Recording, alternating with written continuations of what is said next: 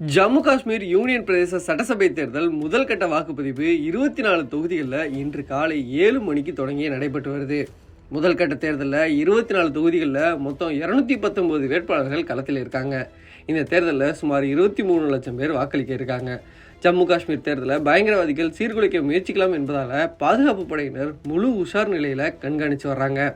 ஜம்மு காஷ்மீர் மாநிலமாக இருந்தபோது 2014ஆம் ஆண்டு சட்டசபை தேர்தல் நடைபெற்றது. 2019ஆம் ஆண்டு ஜம்மு காஷ்மீர் மாநிலத்துக்கு சிறப்பு அந்தஸ்து வழங்கிய அரசியல் சாசனத்தின் 370வது பிரிவை மத்திய பாஜக அரசு ரத்து செஞ்சாங்க. அத்தோட ஜம்மு காஷ்மீர் மாநிலமும் 2ஆக பிரிக்கப்பட்டது. ஜம்மு காஷ்மீர் யூனியன் பிரதேசம் 5 ஆண்டுகால பதவிக்காலம் கொண்ட சட்டசபையுடன் லடாக் யூனியன் பிரதேசம் சட்டசபையே இல்லாததாகவும் இருக்கும் எனவும் 2ஆக பிரிக்கப்பட்டது. 2019க்கு முன்னர் வர ஜம்மு காஷ்மீர் மாநிலத்தின் சட்டசபை பதவிக்காலம் 6 ஆண்டுகளாக இருந்தது. இந்த நிலையில உச்சநீதிமன்றத்தோட உத்தரவால தற்போது ஜம்மு காஷ்மீர் யூனியன் பிரதேசத்தில் சட்டசபை தேர்தலை இந்திய தேர்தல் ஆணையம் நடத்துறாங்க. ஜம்மு காஷ்மீரில் மொத்தம் 90 சட்டசபை தொகுதிகள் இருக்கு. ஜம்மு காஷ்மீர் சட்டசபை தேர்தல் 3 கட்டங்களாக நடத்தப்படுது. இன்று 24 தொகுதிகளில் முதல் கட்ட தேர்தல் நடைபெறுது. 26 தொகுதிகளில் செப்டம்பர் 25ஆம் தேதியும் 40 தொகுதிகளில் அக்டோபர் 1ஆம் தேதி ஆகிய தொகுதிகளில் 2வது மற்றும் 3வது தேர்தல் நடைபெற இருக்கு. அனைத்து வாக்குகளும் அக்டோபர் 8ஆம் தேதி எண்ணப்பட்டு முடிவுகள் அறிவிக்கப்படும்.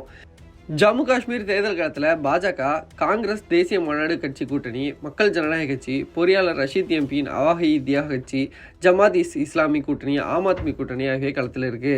ஜம்மு காஷ்மீரில் 10 ஆண்டுகளுக்கு முன்னர் தற்போதுதான் தேர்தல் நடைபெறுது. முதல் கட்ட தேர்தல் நடைபெற்று வரும் 24 தொகுதிகளில் காஷ்மீர் பிராந்தியத்தில் 16 தொகுதிகளிலும் ஜம்முவில் 8 தொகுதிகளும் இடம்பெறுது. முதல் கட்ட தேர்தலில் மொத்தம் 219 வேட்பாளர்கள் களத்தில் இருக்காங்க. இவங்களில் 90 பேர் சுயேட்சை வேட்பாளர்கள். முதல் கட்ட தேர்தலில் வாக்களிக்கும் வாக்காளர்கள் 23,27,580 பேர். இவங்களில் ஆண் வாக்காளர்கள் 11,76,422, பெண் வாக்காளர்கள் 11,51,058.